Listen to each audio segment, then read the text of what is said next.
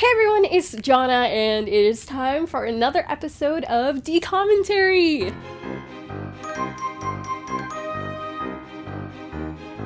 DCOMmentary is a series where I take a look at some DCOMs and Disney Channel original series and provide you with fun facts and behind-the-scenes secrets and some of my experiences with them. Halloween is upon us, and that means it's time to talk about Halloweentown. You had to have known that I was going to talk about Halloweentown. How could I not? With this series, this time of year, this holiday, what other DCOM would I talk about? Halloweentown has become a cult classic over the years. It means a lot to so many people, and I'm just really excited to dive into the history of it and some fun behind-the-scenes fun facts. I said fun twice, but that's because it's going to be spooktacular.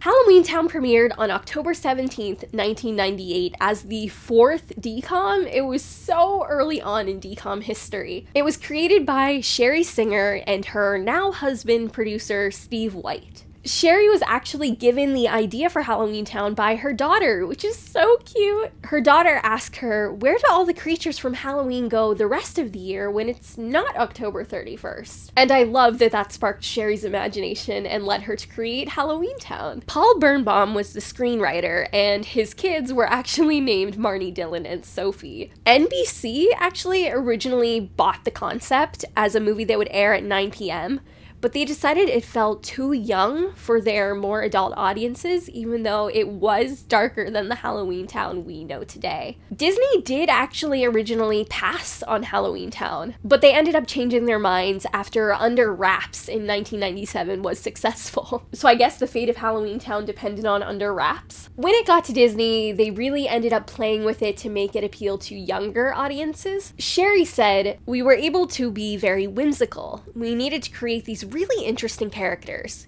They were fun and slightly scary, but not too scary." Halloweentown starred Debbie Reynolds, Kimberly J. Brown, Judith Hoag, Joey Zimmerman, Emily Rosk, Philip Van Dyke, and Robin Thomas. Debbie Reynolds was actually the first one cast, and her role was never offered to anyone else. I recently rewatched Halloweentown in preparation for making this episode, and I love that Debbie Reynolds comes in like Mary Poppins, y'all.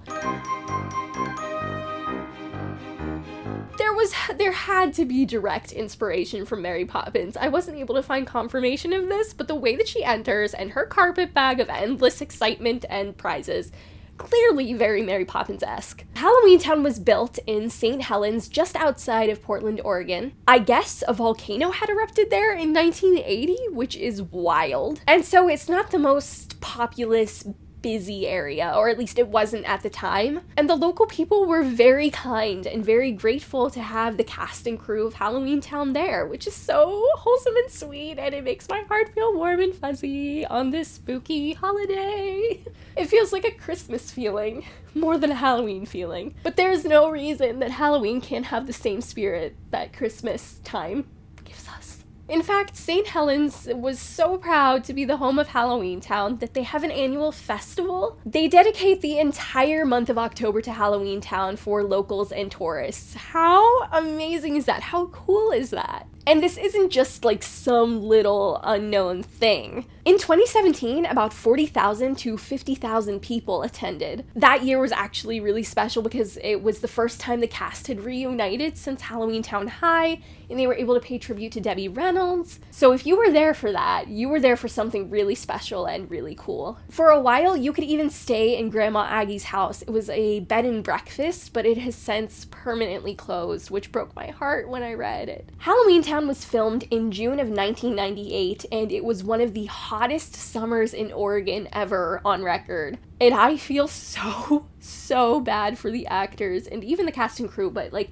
the actors had on layers and masks and like heavy fabrications. And I did read that some actors did pass out, which is like very understandable. This sounds like a miserable experience. I don't think it was miserable. Like, I don't think the cast looks back and thinks, oh my gosh, that was horrible. But I bet the heat was such a terrible thing to deal with. Halloweentown had a very small budget. Benny, the taxi driver, everyone's favorite skeleton taxi driver, was a robot animatronic, which is a joke in the movie made by Dylan, which I thought was kind of funny. So since it was a robot slash animatronic, the actor dubbed in their lines after filming, and the robot made an sound while they were filming. I don't know how that didn't, like, pick up during, like, Marnie, Dylan, or Sophie's lines, but that's movie magic. One person would work Benny's mouth and the other would work the arms or other parts. It was truly a team effort. All this time I thought Benny was just a magical taxi driving skeleton. No, seriously, I don't know what I thought he was, but I didn't think he was, like, a robot. Remember when I said it was the hottest summer? Yeah, Kimberly actually had to work with fire in the salon scene, and she said it was very, very hot. I can't imagine, like, dying of sweat and heat and then being like, okay, so in this thing's gonna shoot fire. Are you kidding me? Robin Thomas actually did end up losing his voice during this project. During the scene where he is on top of Town Hall, he had to project. Like, he had no body mic. He just had to rely on his voice and projecting it. Apparently, he had to take a few days to recover. I can't imagine. When I rewatched it and heard him doing that scene, I was like, oh, my voice. I feel sympathy pain. Kimberly recalls that the flying on a broomstick scene was filmed on her and Debbie's last day. It was in front of a blue screen where they would sit on a pole high up and crew would tilt it and move it back and forth to make it look like they were flying. I will admit that the effect looks a bit outdated when you watch it back. This movie, similar to Twitch's, almost had a different ending. It was supposed to end with Marnie walking into a forest to plant the talisman instead of dropping it into the big pumpkin. And as she got further and further into the forest, she would age, which I don't really understand. I'm glad they didn't go with this ending because, like, what? What does that even mean? I'm sure it's supposed to symbolize something, but it's lost on me. I have no idea. And if it's lost on me, it's probably lost on the children. Kimberly has said that she will occasionally break out some of her outfits and props that she kept from set for Halloween to surprise trick-or-treaters. And that was actually a tradition that Debbie passed on to her, which is so sweet. Kimberly says, Debbie gave me the idea, but she had Aggie's cape and the purple dress, and she used to answer the door for trick-or-treaters on Halloween in the outfit. I started doing it too. 1 or 2 years in a row, I put on Marnie's outfit and gave out candy. I don't know if kids today would recognize, like, her being Marnie, but maybe, like, some of the adults that are taking their kids trick-or-treating would recognize her, and that would be cool. Something else that was kind of funny that I read about Debbie Reynolds was that she introduced herself to the actress playing Sophie on set as, I'm Princess Leia's mommy, and no, the little girl who played Sophie had no clue who Princess Leia was. I guess Star Wars hadn't reached its, like, resurgence yet in the 90s. So she was just like, is that supposed to mean something to me, old lady? I'm sure she wasn't that sassy, but that's the sentiment I got. Just imagine Debbie Reynolds telling you that she's Princess Leia's mommy. I would have passed out at the honor of hearing her say that and seeing her say that. Now, if I'm being completely honest, I didn't grow up watching Halloweentown. In fact, I think I only saw it, like, all the way through for the first time a couple of years ago. And then this last week when I rewatched it was my second time seeing it. And I feel so bad saying that.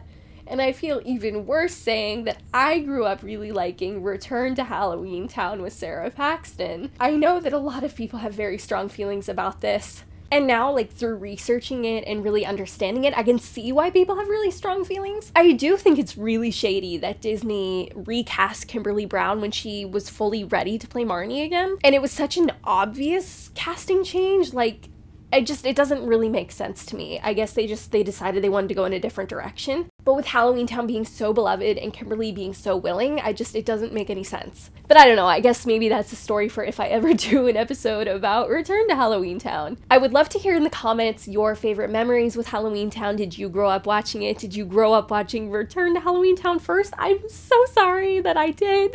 Any Halloweentown comments you have, I would love to hear. As always, in the description box, there will be emojis as hints for what my next episode will be. And I will say that it is a series. It's a Disney Channel original series, so keep that in mind when you make your guesses. And have a safe and fun Halloween. I hope you get a lot of candy, whether you trick-or-treat or buy it for yourself or have your parents buy it for you.